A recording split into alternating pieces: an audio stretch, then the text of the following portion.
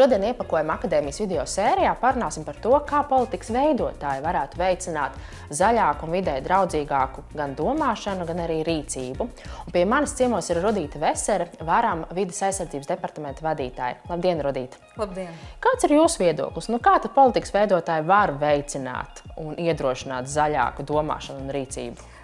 Sāksim ar to, ka politikas veidotāji veido šo politiku. Tas nozīmē, ka sākumā tiek izstrādāts vīzijas un pamatnostādnes vai virzības, kā tas varētu izskatīties, un pēc tam, protams, tie ir normatīvie akti.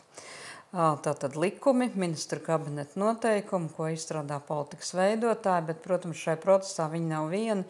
Viņi iesaistā gan ražotājs, gan tirgotājs, gan arī sabiedrības, respektīvi nevalstisko organizāciju pārstāvjus, diskutē, kāda varētu būt tā motivācija vislabāk kaut ko mainīt savās izvēlēs un savās darbībās.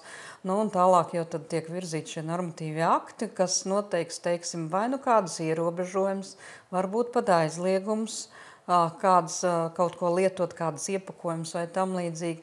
Tālāk varbūt tie ir arī nodokļu jautājumi, ko tad var risināt, nosakot un pārskatot nodokļu likums, kas jau ir, vai piemērot kādas jaunas, vai veidot savādāk šos atbalsta mehānismus, vienlaikus tādā veidā īstenojot principu piesārņotājs maksā un paplašināto ražotāju atbildības principu ieviešot.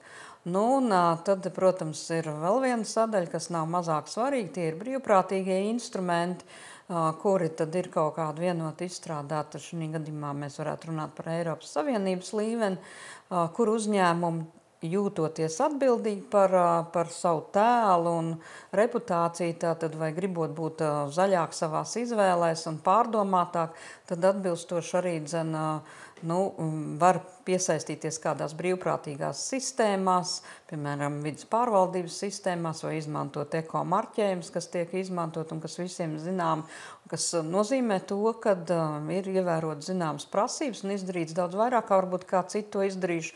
Un tā kā patērētājs arī pazīst šīs zīmes, tad viņam, protams, izvēles ziņā ir vieglāk izvēlēties un iepirkt tās preces, ko viņš tiešām uzskata, ka viņš ir atbildīgāks pret to vidi, kurā mēs dzīvojam.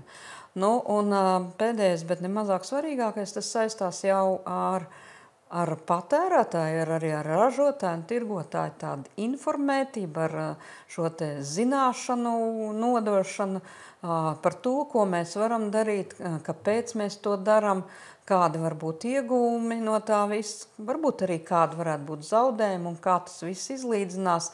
Starp citu, kā jūsu vērtējumā ir mainījušies pašu politikas veidotāju attieksmi pret vides jautājumiem un izpratni par šiem te jautājumiem laika gaitā?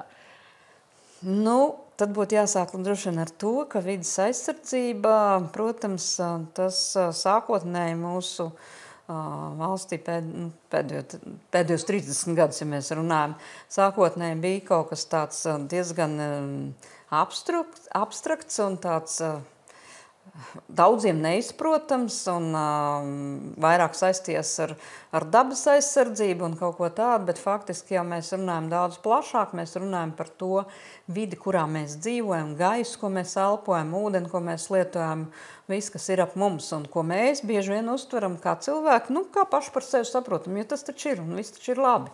Un nedomājot, kā mūsu rīcības to telpu var ietekmēt un līdz ar to mūsu paši, jo tas jau viss kā bumerangs nāk atpakaļ. Un, ja sākotnēji uzskatīt tāds uzskats valdīja sabiedrībā, vides aizsardzība, tas tāds ļoti zaļi domājušiem un tādiem, cilvēkiem, kas kaut ko vairāk grib nekā normāls cilvēks, un arī, ka tā ir tāda kaut kāda nezināmā nozara vai vēl kaut kas, tad uzreiz jāatzīmē, ka vides aizsardzībā tas ir jautājums, kas ir horizontāls un kas ir iekšā jebkurā citā nozara politikā jāieliek, jāiestrādā, vai mēs runājam par satiksmi, vai mēs runājam par ekonomiku, par ražošanu, vai mēs runājam par lauksaimniecību un visu pārējo. Un jāsaka, šais 30 gados tiešām ir izdevies panākt to, kad visi zina, kad arī izstrādāt savas politikas ir jāvērtie šie vides aspekti un jāsaprot, kā tie lēmumi, ko mēs pieņemam, var ietekmēt to telpu, to vidi, kurā mēs dzīvojam. Līdz ar to arī mūsu pašu.